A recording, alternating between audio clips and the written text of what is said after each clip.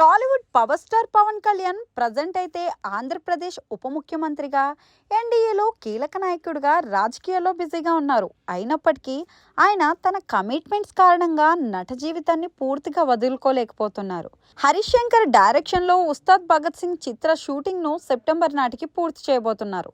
ఇక ఈ సినిమాలో ఆయన పోలీస్ అధికారిగా నటిస్తున్నారు.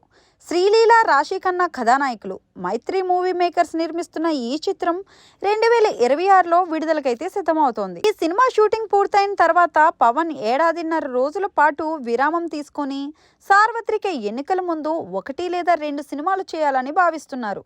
ఇక అదే టైంలో ఆయన కుమారుడు అకీరానందన్ను హీరోగా లాంచ్ చేయడానికి కూడా ప్లాన్ చేస్తున్నారు.